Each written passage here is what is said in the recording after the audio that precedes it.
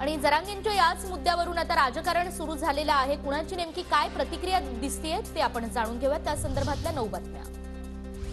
सरकार म्हणून माझी भूमिका संपली, आता मी आंदोलक म्हणून जरांगेंच्या मोर्चात बच्चू कडूंची भूमिका।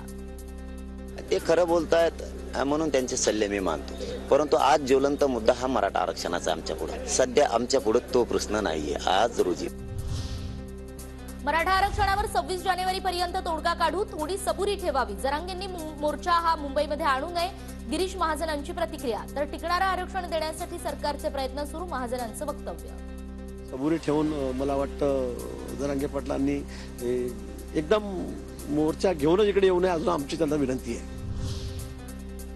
जरांगे पाटलांनी अजून सरकारला वेळ द्यावा, अजित पवार गटाचे प्रदेशाध्यक्ष सुनील तटकरेंची मनोज जरांगे पाटलांना विनंती।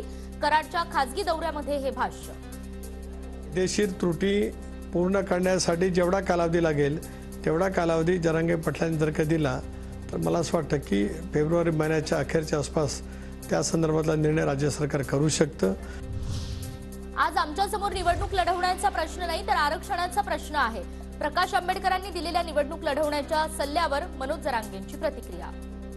खरं बोलतायत म्हणून त्यांचे सल्ले मी मानतो, परंतु आज ज्वलंत मुद्दा हा मराठा आरक्षणाचा आमच्या पुढे। सध्या आमच्या पुढे तो प्रश्न नाहीये। आज रोजी मराठा आरक्षणासाठी सरकारचे आजही प्रयत्न, लगेच सर्वांना एका आदेशावर कुणबी प्रमाणपत्र देता येणार नाही, टिकणारं आरक्षण दिलं पाहिजे।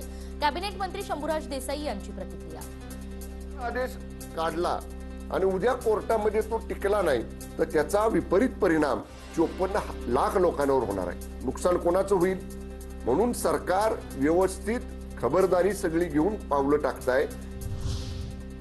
कुणबी दाखले मिळालेल्यांना राजकीय आरक्षण, मंत्री दीपक केसरकरांची माहिती। सरकार आरक्षणासाठी कटिबद्ध, कोर्टात टिकणारं आरक्षण पाहिजे, प्रक्रिया सुरू असल्याचंही विधान।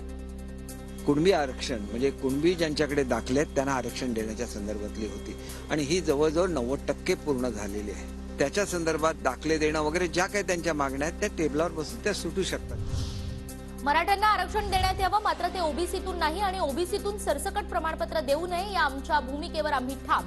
ओबीसी नेते बबनराव तायवाडे यांची भूमिका। आम्ही मात्र आमच्या भूमिकेवरती आजही ठाम आहे की मराठा समाजाला आरक्षण देण्यात यावं, परंतु ओबीसीच्या आरक्षणातनं नाही। ओबीसीच्या आरक्षणाला धक्का लागता काम नाही। कुणबी नोंदीप्रमाणे दाखले देण्याची सरकारची भूमिका, मराठा आरक्षणासंदर्भात सरकार सकारात्मक।